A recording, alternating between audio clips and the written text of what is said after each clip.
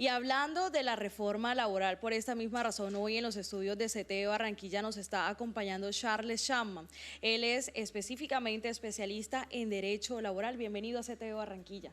Gracias por invitarme, un placer estar aquí. Bueno, la pregunta del día, ¿el país ganó o perdió respecto a lo que se conoció en las últimas horas de la reforma laboral? No, yo creo que es definitivo, el país ganó. Las razones técnicas estaban en contra de la reforma. Una institución tan importante como el Banco de la República, que surgió de la Constitución de 1991, que es independiente, autónoma de gremios, de medios, del mismo gobierno, manifestó tajantemente que esa reforma iba a generar la pérdida de más de 450.000 empleos.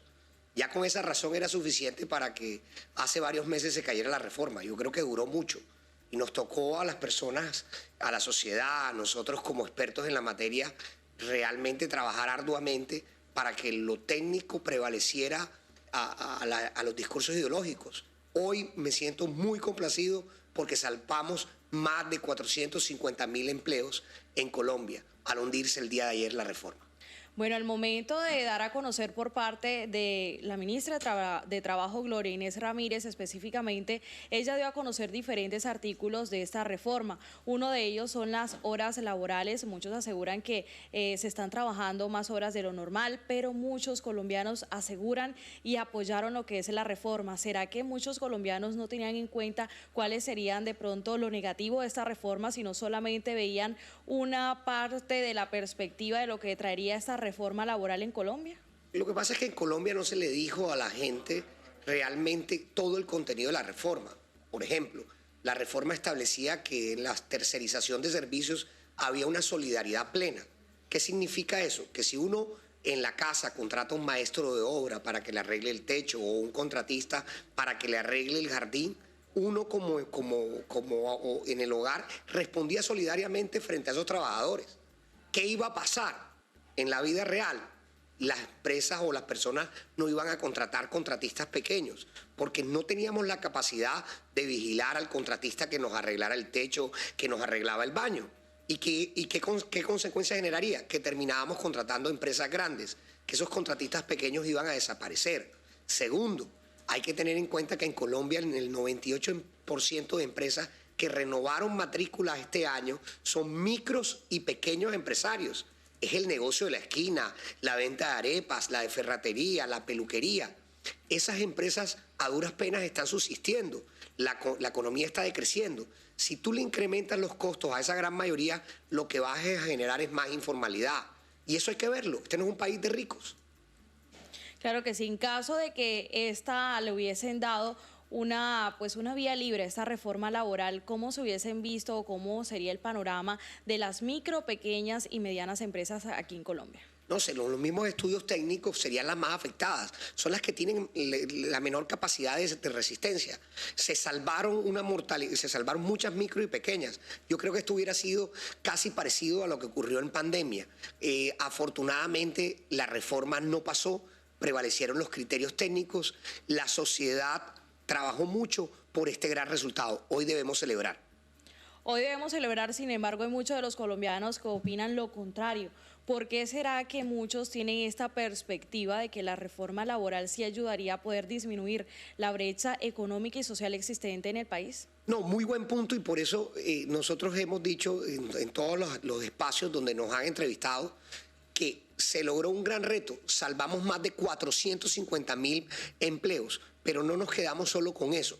Estamos ya construyendo una reforma con los insumos que generamos en la discusión de la reforma y se las vamos a presentar a las organizaciones sindicales, a los empresarios, a los partidos políticos, porque la idea es que este 20 de julio construyamos una reforma entre todos y que sea una reforma para todos, no para una minoría que tiene contrato de trabajo, sino una reforma que atienda a los informales, que genere empleo formal, una reforma que atienda a los desempleados, que propenda por la búsqueda de empleo, que también atienda a tantas personas que están en capacidad de trabajar pero no buscan empleo porque el mercado laboral no les genera empleo, y sobre todo porque, por ejemplo, el trabajo por horas, el pago de la seguridad social no está regulado. muchas amas de casa que nos están viendo, que cuidan a sus hijos y que seguro quieren buscar oportunidades de medio tiempo, pero hoy el mercado laboral no las arroja. Nuestra reforma regulará el pago de la seguridad social por horas para que todos podamos ir a trabajar si así lo queremos.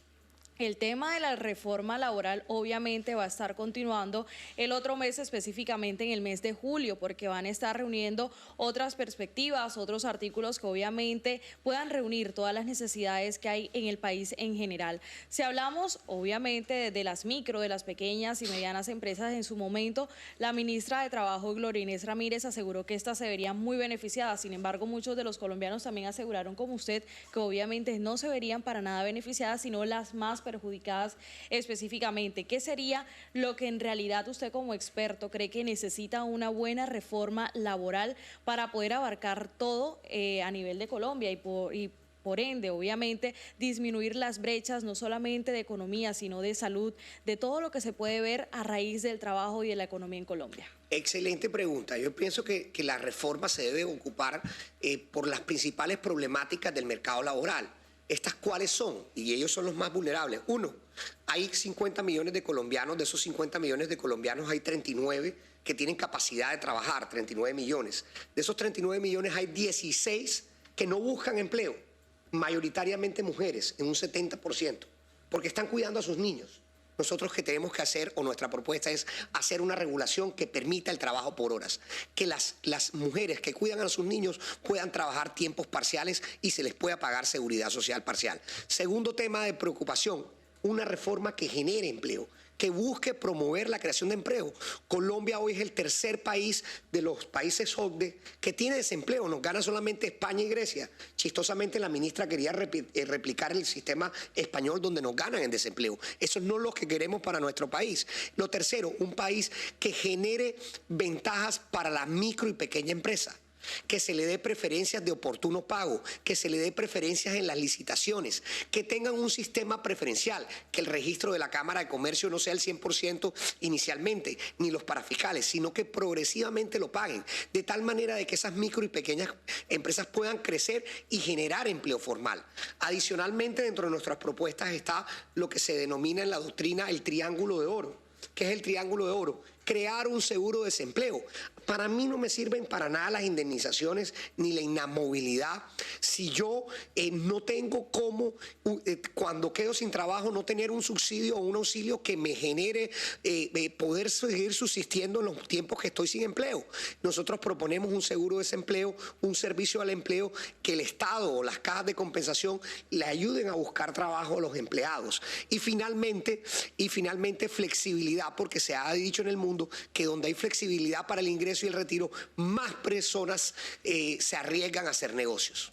Bueno, ya para terminar este gran balance, este análisis de lo que es la reforma laboral y lo bueno que se libró el país, podemos decir que es necesario que los imaginarios sociales puedan cambiar un poco para poder aceptar una buena reforma laboral. Yo creo que sí, yo creo que todo el país está convencido de que se quiere una reforma laboral. De hecho, yo te confieso que al principio de la discusión yo era uno de los que más quería construir con el gobierno una reforma laboral.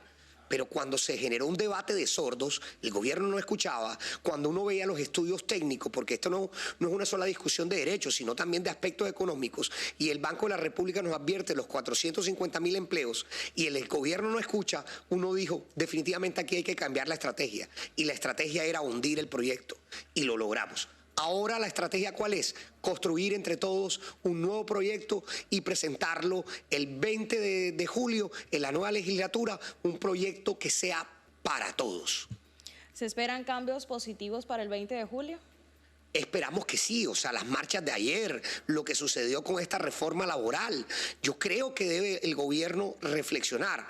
Desafortunadamente en el día de ayer veíamos trinos donde nos mostraban que no había reflexión, minimizando las marchas, cuando un presidente lo que tiene que hacer en estos casos es escuchar al pueblo, a la gente inconforme, ser reflexivo, y no vimos nada de eso. Lo que vimos fue minimizar las marchas. Yo creo que al presidente le ha hecho daño todos esos comités de aplausos cuando lo reciben los ministros a pesar de los escándalos, de las inconformidades. Eso como que lo tiene muy elevado. Yo creo que tiene que poner los pies en el suelo y ver lo que le está diciendo la sociedad por el bien de la sociedad, que me imagino que quiere mucho como todos los colombianos.